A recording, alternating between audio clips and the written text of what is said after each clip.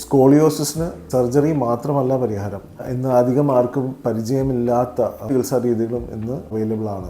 പലരുടെയും ധാരണ scoliosis treatment ചെയ്യുമ്പോൾ നമ്മൾ പോസ്ചർ കറക്ഷൻ, ജിമ്മിന് വർക്കൗട്ട് ചെയ്താൽ, യോഗ ചെയ്താലൊക്കെ മാറ്റിയെടുക്കാൻ പറ്റും എന്നാണ്. എന്നാൽ ശരിയായിട്ടുള്ളൊരു സ്കോളിയോസിസ് ട്രീറ്റ്മെന്റ് നമ്മൾ അപ്രോച്ച് ചെയ്യുമ്പോൾ അതിൽ ആദ്യം തന്നെ വേണ്ടത് ഒരു നല്ലൊരു പോസ്ചർ അനാലിസിസ് സ്റ്റെപ്പുകൾ ഫോളോ ചെയ്യുക എന്നുള്ളതാണ്. നമ്മളെ സ്കോളിയോസിന്റെ കാരണം എന്താണ് അത് കറക്റ്റ് മനസ്സിലാക്കി ഏത് മസിലിനാണ് ടൈറ്റ് കൂടുതൽ അതിനെ റിലീസ് ചെയ്യുകയും ഏത് മസിൽസാണ് ഇനാക്റ്റീവ് ആയിട്ടുള്ളത് ഇത് ആക്റ്റീവ് ആക്കാനുള്ള എക്സസൈസും കൊടുക്കുകയാണ് ആദ്യം വേണ്ടത്. രണ്ടാമത്തെ ഘട്ടം എന്ന് പറയുന്നത് പോസ്ചർ റീ എഡ്യൂക്കേഷനാണ്. അതായത് നമ്മൾ ഓരോ പ്രത്യേക രീതിയിലുള്ള പൊസിഷൻ ശരീരത്തിന് മെയിൻറ്റെയിൻ ചെയ്തുകൊണ്ട് നമ്മൾ ബ്രീതിങ് ടെക്നീക്കുകൾ ഉപയോഗിച്ച് നമ്മൾ വീണ്ടും ബോഡിയെയും നമ്മുടെ നെർവസ് സിസ്റ്റത്തെയും റീആക്ടിവേറ്റ് ചെയ്തിട്ട് നമ്മൾ എഡ്യൂക്കേറ്റ് ചെയ്യാണ് ബോഡീനെ നോർമൽ ആയിട്ടുള്ള പൊസിഷനിലേക്ക് കൊണ്ടുവരാൻ. ജന്മനാ വൈകല്യമുള്ള ആൾക്കാർക്കും സിവിയർ ആയിട്ടുള്ള സ്കോളിയോസിസ്, ഭയങ്കര ബുദ്ധിമുട്ട് ചെസ്റ്റിനോ അല്ലെങ്കിൽ കാർഡിയാക് ഇഷ്യൂസോ അങ്ങനെയൊക്കെ വരുന്നവർക്ക് മാത്രമാണ് നമ്മൾ സർജറി ഇൻഡിക്കേറ്റ് ചെയ്യാറ്.